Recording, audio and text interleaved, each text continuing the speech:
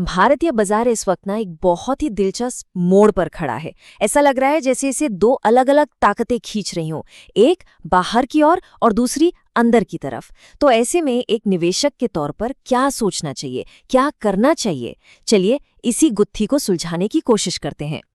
और इस पूरी खींचतान की कहानी शुरू होती है इस एक नंबर से, $1,00,000। जी हाँ, ये अमेरिका की नई H-1B वीज़ा फीस है। और यकीन मानिए, सिर्फ इस एक ऐलान ने भारत के पूरे आईटी सेक्टर में एक तरह से हड़कंप मचा दिया है।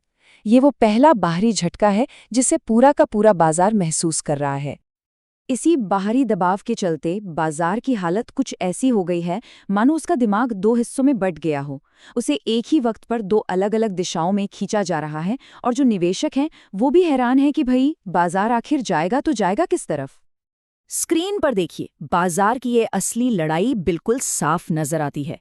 एक तरफ है ग्लोबल हेडविंड्स, मतलब बाहरी मुश्किलें, जैसे ये अमेरिकी पॉलिसी जो भारत की बड़ी बड़ी IT companies TCS, Infosys, HCL tech सबके लिए परेशानियां खड़ी कर रही है। और दूसरी तरफ है डोमेस्टिक टेलविंड्स, यानी हमारी अपनी घरेलू ताकत। देश का जो अपना निवेश है वो एक ढाल की तरह खड़ा हो गया है, जो बाजार को इन बड़े बाहरी झटकों से बचा रहा है। और अगर आंकड़ों को देखें तो ये तस्वीर और भी साफ हो जाती है। विदेशी निवेशकों ने अकेले सितंबर में अब तक करीब 10,962 करोड़ रुपए बाजार से निकाले हैं। और इसी का असर है कि निफ्टी 50 जो 25,202.35 पर बंद हुआ, उसमें लगभग ½ % की गिरावट दिखी। तो सवाल ये है कि जब इतना विदेशी पैसा बाहर जा रहा है तो बाजार पूरी तरह से गिरा क्यों नहीं? इसका जवाब ढूंढने के लिए हमें ये समझना होगा कि जो बड़ा पैसा है, जिसे हम इंस्टीट्यूशनल मनी कहते हैं, वो आखिर जा कहाँ रहा है। उनके हर कदम से हमें बाजार की अगली चाल का इशारा मिल सकता है। और इसे ट्रैक करने का एक बहुत अच्छा तरीका है ब्लॉक डील्स पर नजर रखना। अब ये ब्लॉक डील क्या है? अरे सीधे शब्दों में कहें तो ये एक बहुत बड़ी डील होती है जिसमें कोई एक बड़ा निवेशक किसी दूसरे बड़े निवेशक को भारी मात्रा में शेयर्स बेचता है। इससे हमें ये पता चलता है कि कौन से बड़े खिलाड़ी किस सेक्टर से पैसा निकाल रहे हैं और किस सेक्टर में लगा रहे हैं। हाल की कुछ डील्स पर जरा नजर डालिए। एनर्जी इंफ्रा और फ्रैंकलिन इंडस्ट्रीज जैसी कंपनियों में बड़े बड़े सौदे हुए हैं। लेकिन यहाँ इंटरेस्टिंग बात यह है कि ये सिर्फ बिकवाली नहीं है, ये एक बड़ा फेरबदल है।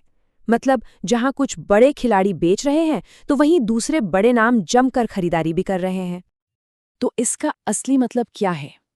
इसका मतलब ये है कि जो स्मार्ट मनी है वो एक बहुत ही स्ट्रेटेजिक मूव ले रहा है। वो कुछ जगहों से पैसा निकालकर कुछ चुनिंदा सेक्टर्स की तरफ जा रहा है। और वो सेक्टर्स कौन से हैं? फाइनेंशियल और इंफ्रास्ट्रक्चर। ये बहुत बहुत बड़ा संकेत है। चलिए अब फाइनेंशियल मार्केट की उठापटक से थोड़ा हटकर जमीनी हकीकत पर आते हैं, उस जगह पर जहां से बाजार को असली ताकत मिल रही है। और वो है भारत का इंफ्रास्ट्रक्चर सेक्टर, जो इस समय सही में दहाड़ रहा है।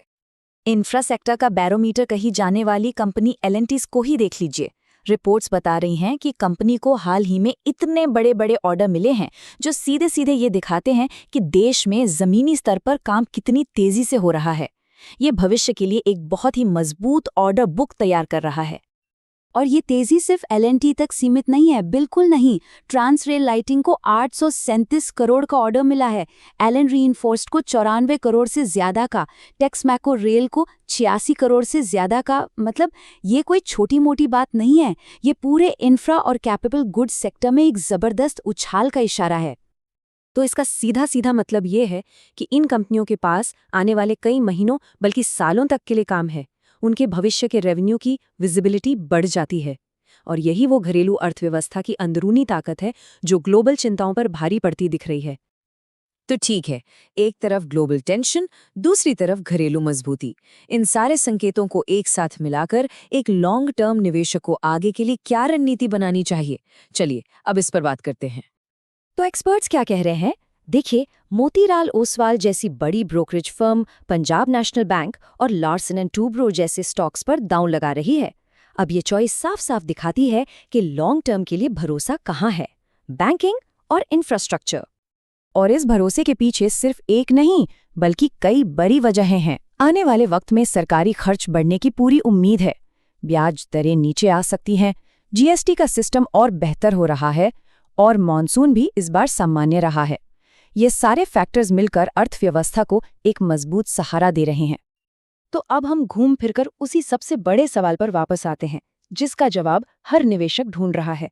शॉर्ट टर्म में तो ये उतार चढ़ाव चलता रहेगा, लेकिन इस माहौल के बीच एक लंबी अवधि के निवेशक के लिए सही रास्ता क्या है? देखिए, रणनीति बहुत साफ और प्रैक्टिकल होनी चाहिए। पहला कदम ये मानकर चलिए कि बाजार में वॉलेटिलिटी यानी उतार चढ़ाव अभी बना रहेगा। दूसरा, क्वालिटी सेक्टर्स की पहचान कीजिए जिनके फंडामेंटल्स मजबूत हों, जैसे इंफ्रा, कैपिटल गुड्स और कुछ चुनिंदा कंजम्पशन स्टॉक्स। और तीसरा, जो शायद सबसे जरूरी है, जल्दबाजी में एक साथ सारा पैसा मत लगाइए।